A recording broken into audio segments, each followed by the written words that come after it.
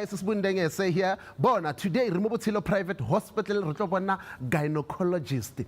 Today, we talk topic important too much, especially Mobatung Babumme. Robuaka, hormonal changes and menopause. For you to know more, stick around. This is Connekt Media. Arba Dumbele.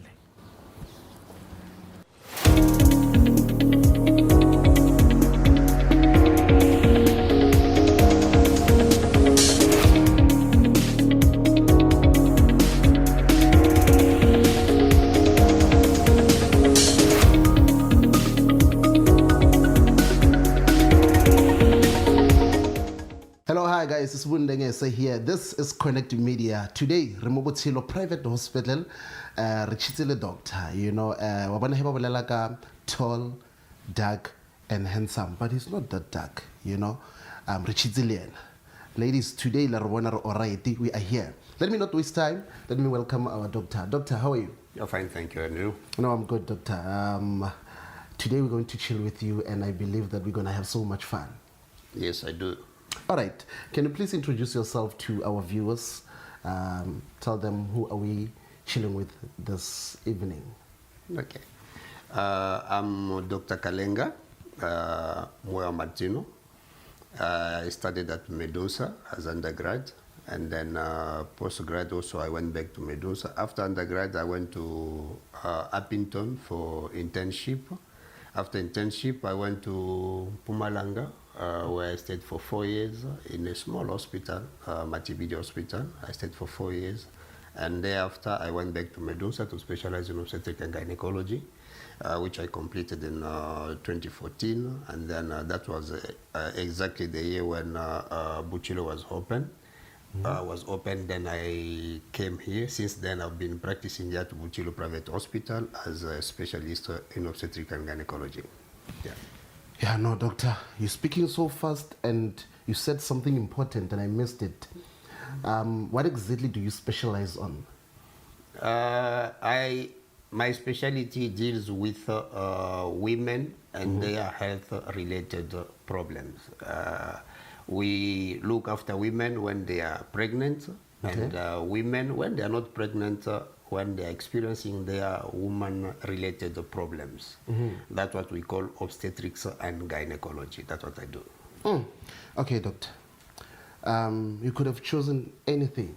You could have been a lawyer, soccer player, Why did you choose this profession? Truly speaking, I don't know. But as early as primary school, I knew I was going to become a doctor. For which reason, I don't know. And as I was growing up, I started catching insects, the grasshoppers, operating on them, and they were dying. It was really... It was painful. Yeah, it was paining me. But I kept on trying, but I never succeeded. And then eventually, as we were growing up, later on, I realized I got to know that I have relatives, cousin brothers who are doctors. Then, as I was interacting with them, it became more fascinating. Later on, the ideas of becoming a pilot came into play, but that of being a doctor prevailed, and here we are today. I don't regret it. I think I understand. It runs in the family. Yeah, but I didn't even know that I had cousin brothers who were doctors. Oh. I was very young. I didn't know them, but in my head already that seed was planted. By who? I don't know. God knows. It's in the genes. Yeah, maybe. Yeah, because you fell in love with it at an early age. Yeah. So far, are you enjoying what you're doing? Yeah, very much so. What makes you enjoy your job, doctor? Medicine is very fascinating, even more for obs and gyn. Yeah. Obs and gyn, we come to see the life as it brought into being from virtually like nothing. From conception, you look at after the embryo, eventually the fetus, you deliver that baby, you hand over to the mother to see the joy on the face of that couple. It's really rewarding and very enticing, really. It brings joy in my life. Okay, so today we'll be talking about hormonal changes and menopause. I want you to educate us more about that, because for us as men, it's difficult because we don't understand these things. And I believe there are women out there who doesn't even understand it, whereas those things are happening to them. You know, so can you take us through the menopause? What is happening? What is menopause actually? Okay. By definition, menopause is actually it's an event. Okay. It's not a process. Okay. It refers to the last menstrual period. When a person has a period for the last time and for the 12 consecutive months, she does not see the period, then we would say that she is menopausal. She has ceased to menstruate. It must last 1 year of not having period, referring to that last period. Meno, meaning menses, pause, stop. It refers to that moment where the period stops. But then it continues. We say the person is menopausal when she has stopped for at least 1 year, and throughout that time, we will call that she has menopause. Yeah. Now, to try and understand what is menopause and what brought it about, it's important we go back to menstruation. To understand first menstruation. What is menstruation? How does menstruation come about? Menstruation starts from the head. You will be surprised. It starts from the head. There are areas of, the brain has parcels of functions. Each function, each parcel in the brain has its function. The higher level, we call it hypothalamus, which secretes some hormones which will act on the anterior pituitary, another level of the brain. And that anterior pituitary will secrete two important hormones related to menses, namely the FSH and the LH. Initially, at the beginning, it's the FSH which will be secreted, which will go then at the level of the ovaries to stimulate folliculogenesis, meaning the formation of the eggs. And during that process of folliculogenesis, that's when we get to have the production of estrogen. Estrogen then will start rising from the follicles which are stimulated. We call them granulosa cells.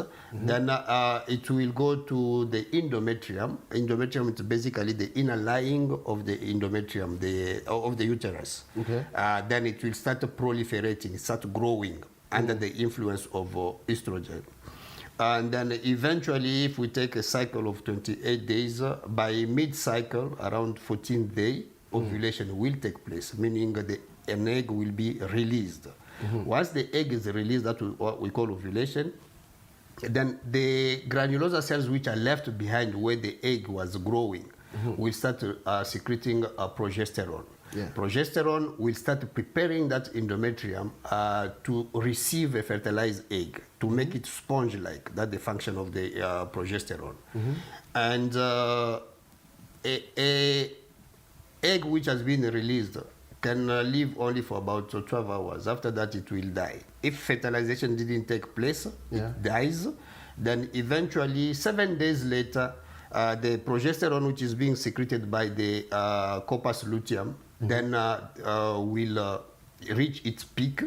And then if there is no implantation because the egg was not fertilized, then it will start dropping. As it's dropping, then there is no support on the endometrium. Then the shading of the endometrium 7 days later will take place, and then that's what we call menstruation. By then, why does it happen that they stop menstruating? It's just because of the fact that women are born with a set number of eggs, unlike a man.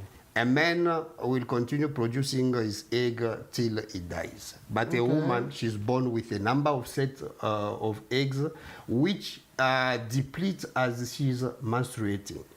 There will be a moment where those the reserve of the eggs get to be finished, and then they menopause. When does it finish?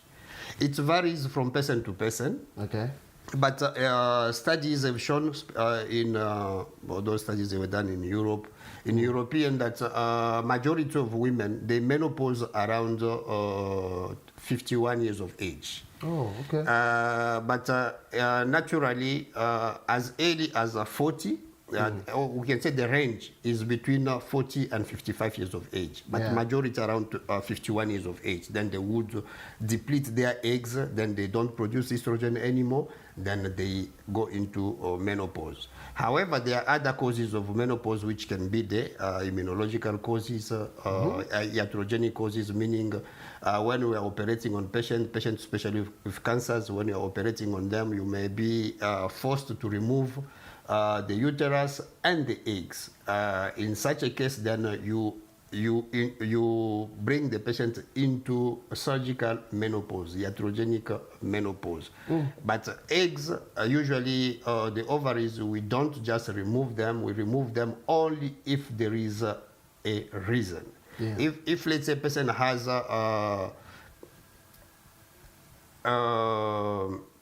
fibroid, okay, and they are troubling her, she can't go on with her life. There are many complications related to fibroid. For that reason, then you want to remove that uterus. You don't remove the ovaries, because if you remove the ovaries, then you castrate this person. You push her into menopause, and estrogen is very, very important for the life of the woman. To continue, we will see it later as we are talking. It's very important. Even if later they've reached menopause, you operate on a woman who is maybe who's menopausal, who ceased to menstruate. For benign causes, you operate to remove, let's say, the uterus. You leave that ovary, even though it doesn't have follicles, it still produces hormones which are important for life, like androgens. Some of it will be transformed into estrogen, and then in the periphery, it's important. Now, we have spoken about menopause, what brings it about, and what are the effects of lack of estrogen. The main problem in menopause is lack of estrogen. Is the estrogen which brings about many changes. Okay. Once the estrogen has been taken away, then they start experiencing a big range of changes in their lives. They become irritable, women. They become irritable. Yeah, they get angry. Easily. They have mood swings. Yes. But I guess the biggest one would be related to changes in the genitourinary tract, vulvovaginal system. Yes. When we have in the genitourinary tract, it leads to atrophy of the genital tract. And that atrophy leads, the lack of estrogen thereof, leads to the thinning of the tissue and narrowing of the genital tract. That then will lead to difficulty in getting intimate, because they get dry. With that, intimacy becomes painful. They are no longer enjoying intimacy. Then that will have a repercussion on their lives. They can't again really enjoy things they were enjoying. They become irritable. Beside that, we can explain the mood swings, the depression, and all of that kind of related to that. But that is not the only thing. With the decrease of estrogen, they tend also to have what we call vasomotor symptoms. Vasomotor symptoms is basically the blood vessels. They dilate. The temperature goes up. They start sweating. What we call hot flashes. And then after that, they will be sweating. Everyone is fine. It's winter, but they are sweating. And that gets again to irritate them. That again can explain the anxiety which they experience. Why do they develop vasomotor symptoms? It's basically again related to the estrogen, but there are theories which are used to try and explain the reason. Okay. In every individual, including men, there is what we call the thermoregulator in the body. It's situated in the hypothalamus, a section of the brain. That way it's situated. There is a set level, the upper limit, beyond which the person will cool down. If you go beyond that, they will start experiencing like heat. The body will regulate itself to start cooling down. Yes. And a lower limit below which the body will start shivering so that they increase the body temperature. Okay. That's natural. It happens like that. But then in people who experience vasomotor symptoms, it is said that their thermoregulator range is very narrow. Okay. It's very, very small. Then a subtle change in the chemicals, there is also a certain hormone called norepinephrine, which is responsible. It has been demonstrated that they have increased level of norepinephrine. That then induces the changes in the temperature. With the hot flashes, then they will end up with sweating at night. They are frustrated. They are sweating at night. They can't sleep. Then that carries on again during the day. The next day at work, they can't perform well. They get irritable. All of that. Oh. And then on the bone, with decreased estrogen, normally the bone health, in being it in men or women, the bone gets to be transformed. We call it bone remodeling. Okay. There is a process, a continuous process of bone formation and bone resorption. Yes. That is brought about by two different types of cells. There is what we call osteoblasts. Okay. Those they favor bone formation, and osteoclasts, which resorb bone. It means the bone, as it's forming, the old bone, which is aging, it will be trimmed down by osteoclast. Okay. The osteoblast, they favors bone formation. It's a continuous process to maintain the strength of the bone and all of that. Oh, okay. Now, with the menopause, decrease of estrogen, we have increased effect of osteoclast. Then bone resorption increases. Then the bone becomes weak. That's what we call osteoporosis. Okay. Yeah. So, doctor, you spoke about a lot of things, you know, and guys, go high. I think no gena go ya hore o berekise Google. Everything we would feeling if you we message or let's hear mara with or obelela kang, make sure you Google. So, doctor, you also spoke about. I want to take you back. You also spoke about fibroids. Fibroids, yeah. Fibroids, they grow inside the womb. Is that right? Is it fibroids or? Fibroids, they are benign. They're like eggs, right? Not really eggs. They have different shapes. Okay. They are benign growth on the smooth muscle of the uterus, but they are mainly in the muscles of the uterus, but they can grow in the pelvic area. They can grow mainly on the uterus. They can grow in the broad ligament. They can grow on the ovary. They can grow distant. They can grow even in the areas of the abdomen. I want to understand what causes that. Fibroid. Yes. Fibroid, truly speaking, we don't know what causes fibroid. Okay. However, studies have shown that patients they are very common in black people. Yeah. Patients who don't have kids, who have never been pregnant, they tend to have fibroid. Patients with less number of kids tend to have fibroid.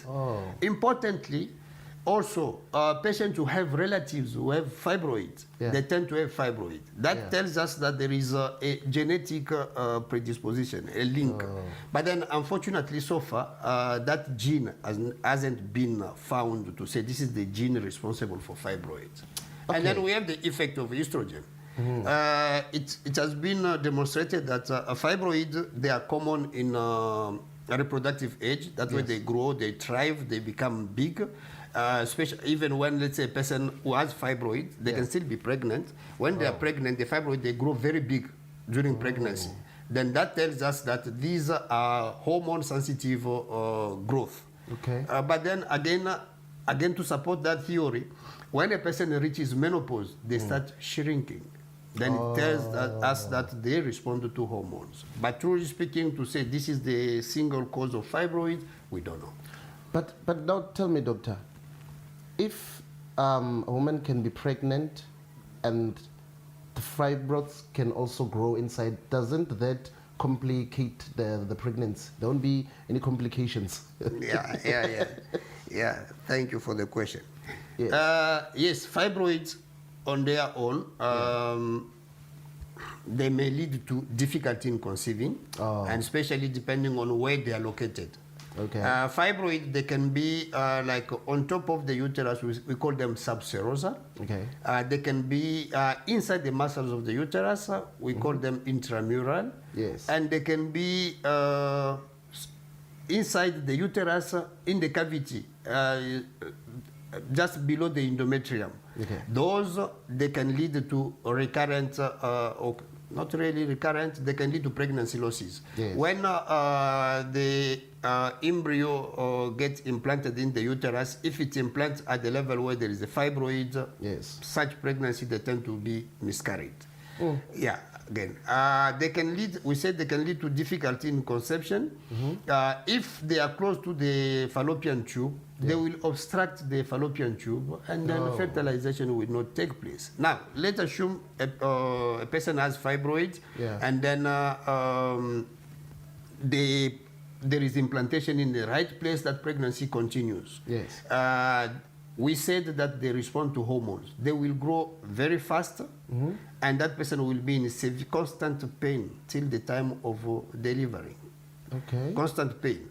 The pain also is brought about as they grow big, they outgrow the blood supply in the center of the fibroid. Not blood, enough blood will reach to supply the nutrients, and then it will die. That's what we call red degeneration. Okay. Then that again lead to a severe pain. Now, the time they go into labor, it has also again impact. Okay, first of all, because of the fibroid, they grow big. Yes. Then the baby does not have enough capacity, room to grow. Then if they did not miscarry, they may end up with preterm delivery. Okay. Because of accommodation problem. Yes. Preterm delivery, yes, they go, maybe they reach, they get to term. When they go into labor, the conduction of impulse during the contraction of labor start from the fundus, the top of the uterus, and then they filter toward the cervix. Now, with the presence of fibroid, that conduction is not smooth or coordinated as it should. Then you have, or you end up with uterine inertia, a uterus which is not contracting in a coordinated way. Then that's leading to either slow progress or labor which is not progressing because the uterus is not contracting properly. Then you may end up now doing a cesarean section. Cesarean section, again, it depends. Where is the fibroid located? If it's located in the lower segment, it would be better if it's posteriorly. That's fine. It's not going to affect you. But if it's in the anterior aspect, then it becomes a serious problem. You must avoid to cut through the fibroids when you're doing a cesarean section because they bleed excessively, and that can lead to serious complication. So now, doctor, if it keeps on growing every now and then, doesn't that pushes you as a doctor to remove the womb?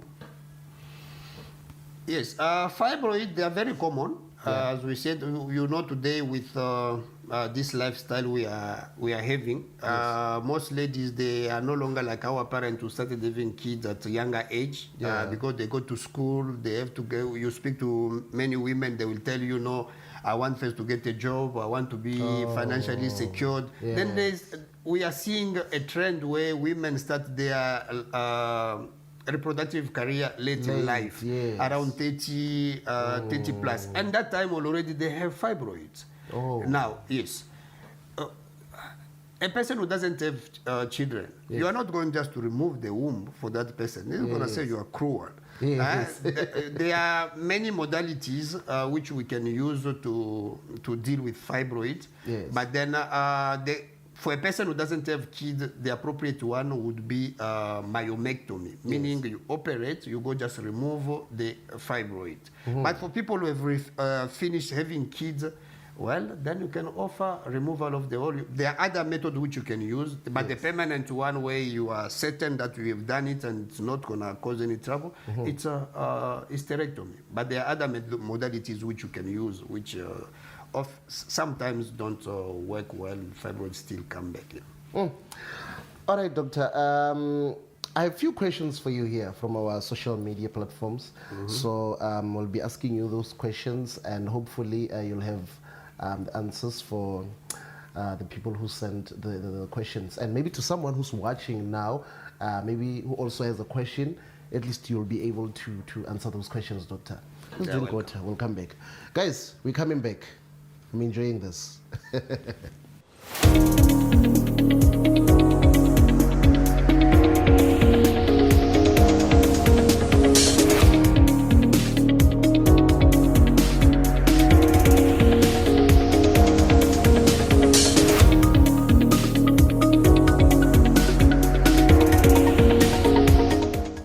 Welcome back, guys. This is Connekt Media, and we're still chilling with the handsome doctor here. All right. As I said, doctor, we have questions. And I think some of these questions, before they even asked, you answered them, you know. But I will ask anyway so that you can maybe simplify the answers for them. Okay, that's fine. All right. We have Karabo Are. Could you explain what exactly estrogen is and how it relates to menopause? Okay. As we said, estrogen is a mainly female hormone. Okay. Which is secreted during as we explained, during the follicular phase of the menstrual cycle. Yes. When a person is born, they are born with a certain number of eggs. Yes. And then from the prepubertal moment, that's when then they start, when they get into puberty, the hormones start being secreted, the estrogen starts secreting in great quantity. Then the differentiation between the shape of a man and a woman start taking place. It's because of the estrogen. And with that, then you start seeing the deposit of fat in the hips, unlike men. And then eventually in menopause, that hormone gets to be taken away. When it's taken away, then you have all these consequences, like the genital tract atrophy, the genital tract becoming atrophied, meaning becoming thin. The tissues, they are becoming thin, which leads then to decreased secretion of lubricant in the genital tract, leading to what we call dyspareunia, difficulty in or pain during intimacy. Then makes intimacy becomes a nightmare than an enjoyable act.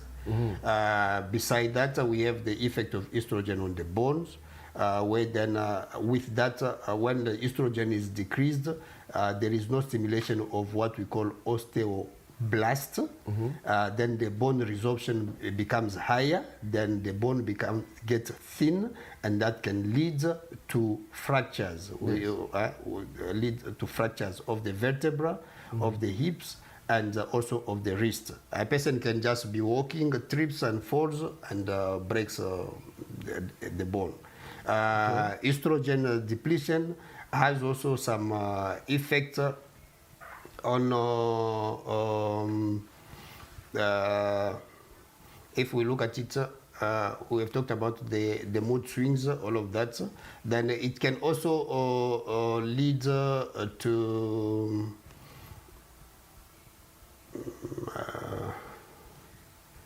vasomotor symptoms, which you've spoken about, the hot flashes, which Should I again repeat, go through it? Vasomotor symptoms, basically they experience the hot flashes. Yeah. We said vasomotor symptoms are mediated by chemical, the neurotransmitters like norepinephrine, Yes. but estrogen is also implicated. When it's decreased, then they have that. With vasomotor symptoms, they have the hot flashes. When they happen at night, we call them night sweats, Yes. and then they won't sleep properly. Then the next day, they did not rest properly, then they become irritable, and that leads to anxiety and all array of implications here. Doctor, you must also consider being a teacher. You must just add it on your qualifications. You must think about it. You're doing it very well. We teach also. You teach also? Yeah, we teach Yeah, no, students. you're a good teacher, doctor. Yeah, you're a good teacher. Okay, this one, it's fun. We at Botshilu, and this question is from Botshilu. Okay. Yeah, her name is Botshilu. Botshilu says, are there natural remedies that can help with hot flashes, or do I need medical intervention? Yeah. The best treatment for hot flashes is estrogen. Okay. Yeah. Now, that is the best, clinically proven. It's estrogen. But then there are other medications like plant like phytoestrogen and others, soyas, which they claim that they do Yes. alleviate the symptoms of lack of estrogen, of hot flashes.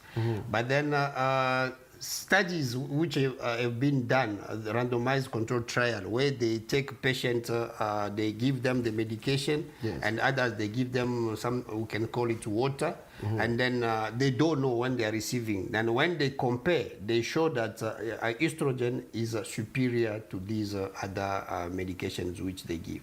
By the way, when you are giving estrogen, again, it's important to check, is your patient having an uterus? If the patient is having uterus, we don't just give estrogen. We must give estrogen and progesterone. Remember when we spoke about the menstrual cycle, we talked about the estrogen and progesterone, which was secreted by the corpus luteum. Now, if you give them only estrogen, Yes. you will stimulate the endometrium, and that can predispose patients to cancer of the endometrium. Therefore, it's important you give them progesterone also. The only case where you can use estrogen alone, it's when you are using vaginal estrogen. That is in small amount. It does not really affect the whole system. It's not going to affect the endometrium. Hence, you can use it unopposed. You can give it alone. But when you give it systematically, when they are drinking it, it must be estrogen and progesterone. Yeah. But then again, there are other issues related to that. Okay. Yeah, doctor. Yeah, no, I must say, women go through a lot. Yeah. Yeah. Okay, next question is from Ntlantla. I've been having trouble sleeping at night. Could this be related to menopause and hormonal changes? Okay. How old is Ntlantla? I am not sure. Okay, she's saying that could it be related to menopause? Then we assume she's menopausal. She has she's over 40, I guess. Yeah. Not just the age. Remember, not everyone at 40 would have. You can go up to 55 still having your period, as we said. Really? Yeah, and as long as you're having your period, you are not yet menopausal. Yeah. Okay, yeah, it could be, but it's important also to exclude other reasons which can lead to insomnia, inability to sleep. Yes. Yeah. Because we shouldn't blame everything on menopause. Yeah. Yeah. It's important. Most often people don't sleep because there is a problem.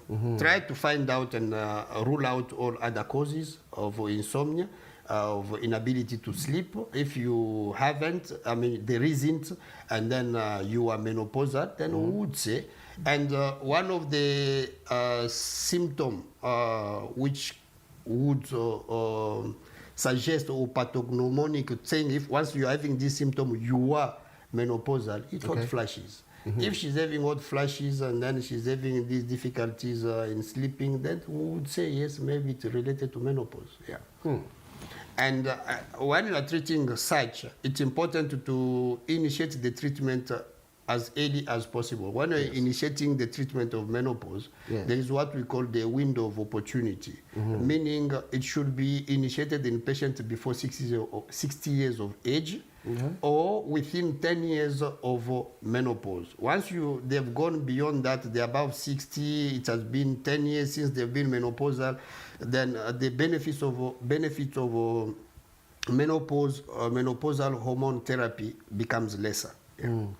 All right, no, doctor, no, I hear you. Guys, I hope you're recording or you have a pen and a piece of paper or your diary with you so that you can take note. And it's important when you consult to ask questions, especially if Dr. Botshilu, you have this and that. Make sure you ask questions so that you understand what's happening with your body. All right, let's go to another question. You know, doctor, if I don't pronounce this well, I think you'll assist me. Okay. We have Sbongiseni. She says, is there anything I can do now to prevent osteoporosis during menopause? Did I pronounce it well? Yeah. Thank you, doctor. No, I'm getting there. Okay. By the end of this interview, you'll have your certificate. Oh, thank you, doctor. My goodness. Okay. Yes. Yes, there are different measures which can be done to prevent menopause. Osteoporosis is basically a bone weakness. Okay. As we said, the bone formation and bone resorption is a balanced one. Before the age of 60, it's comparable between men and around 50. From 60 or before the age of 50, it's comparable. But then when a woman becomes menopausal, it decreases by about 1% per annum. But when a woman becomes menopausal, that rate is higher. Therefore, we say estrogen has to do with that. That's how we experience. Now, what can one do to prevent or minimize the development or the progression to osteoporosis? We call it lifestyle modification. Okay. Avoid any bone toxic substances. Like smoking. Smoking does lead to bone thinning. Therefore, one should not be smoking when you are menopausal. 2, increased intake of alcohol affects the bone health. Shouldn't be being done. There are medications also which lead to that, but then that will become now a balance of why is the person taking the medication. There are medication, the steroid, what we call glucocorticoid. They also for long term, not short term. When you use it for long time, but again it depends on what is the indication, and now we have to balance bone health and the reason why it's being prescribed. Can you stop it? What will be the impact on the health of the patient? Can you continue with the medication but at a lower dose? That should be a balancing act. Then there are things like exercising. Bone weight-bearing exercise. That stimulates the osteoblast and decreases the rate of the progression of osteoporosis. Simple things like intake of calcium. The daily calcium requirement in a woman is about, I think, 1,200 milligrams. But then sometimes with age, because calcium to be absorbed, you need vitamin D. With the lack of estrogen, the skin thickness decreases. Therefore, and sometimes here in Africa we are better because we have readily available sun, we are exposed to the sun, because vitamin D is synthesized from the skin. Unlike our fellow Europeans who do not have sun available all the time. Then that will be synthesized from the skin and then facilitate the absorption of calcium. You need vitamin D to absorb calcium. Calcium will get it from your milk, get it from a daily product, like yogurt. If that is not adequate, then you can now supplement calcium from the shop tablet, which you can take. Fish bone also is rich in calcium, but please don't go and swallow bones.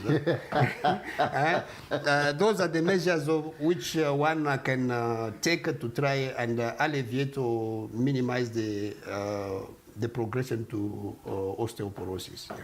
Okay, doctor, I think I'm left with about four questions, but we'll come back to the questions.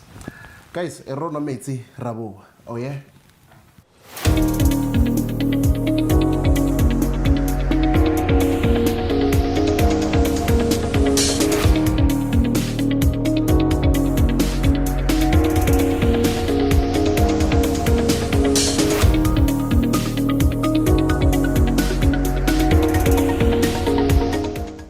Welcome back, guys. This is Connekt Media, and we're still chilling with the doctor here. We're talking about the menopause.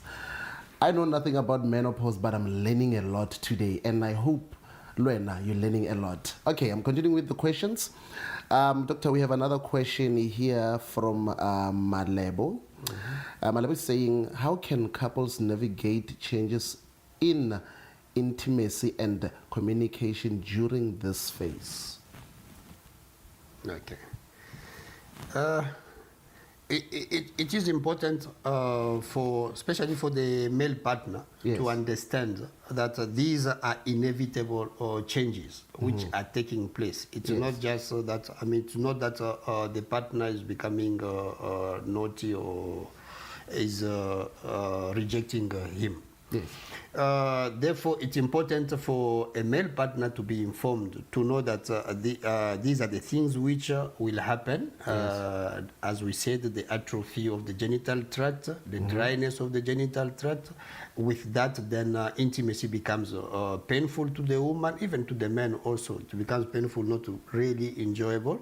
But yes, then, as we said, there are things which can be done to try and alleviate these changes. The core is estrogen. Okay. Then if there is evidence of atrophy, meaning the thinning of the inner lining of the genital tract, then estrogen becomes important. You can use topical, don't have to use systemic, because estrogen has its own drawback. Yes. In patients with cancer, breast cancer, you're not going to prescribe them estrogen. Patients with, say breast cancer, patients with risk factor for cardiovascular accidents, yes, meaning strokes, myocardial infarction, those patients also, you're not going to prescribe them estrogen. Yes. But then in this case, you exclude all those things, then you can prescribe estrogen, only a topical one, which they can use every day at the beginning, but yes, later on maybe twice per week. That will assist the growth of the genital tract epithelium, meaning the lining of the genital tract, and improve on the lubrication of the genital tract, and that will improve also intimacy. There are also other water-based lubricants which can be used to try and assist in that regard. But understanding first the process is very important. Yeah. Okay. I think now we... At the end, this is the last question. Ntombi says, I've heard about herbal remedies for menopause. How do they compare to traditional medical treatment? Yeah, okay. You see, these are herbal remedies. Yes. They are claims which are put forth that they are working. As we said, there are control randomized trials which have been done. They've shown that they are not effective as compared to estrogen. Yes. Estrogen is the best, but then you must balance the use of estrogen with the risk factors of the patient so that you don't, it shouldn't become a burden to the patient. Yes. Yeah. Okay, no, doctor, thank you for your time. And I really learned a lot today, and I believe our viewers also learned a lot today. But before I let you go, I know we're going to come back. I will be talking about something different. But before I let you go, maybe someone out there who's watching, they want to consult. Maybe they've been having problems. They didn't know what to do, where to go. They went to the clinic. They didn't get the help they needed. How do they get to you? Okay. We are based in Botshilu Private Hospital in Soshanguve. Yes. We are open Monday to Saturday, but we don't work all the Saturdays. We work on alternate Saturdays. Okay. Except Tuesdays, I'm in theater. But my practice is open from 9 o'clock up to 4:30, I would say every day with the exception of Tuesday. Okay. Doctor, thank you for your time. You're welcome, I think your patients are waiting for you so that you can marinate them. Okay. Guys, thank you so much for watching. This is Connekt Media. My name is Slyjay. Follow us on social media. On Connekt Media, on Instagram, or Twitter, or Facebook, or TikTok. Make sure you follow us so that you can know more. Interview make sure you follow us. Doctor, and we still want to learn more. Today, menopause. Next time, we'll be talking about something different. Thank you for watching. Happy next time. Oh yeah?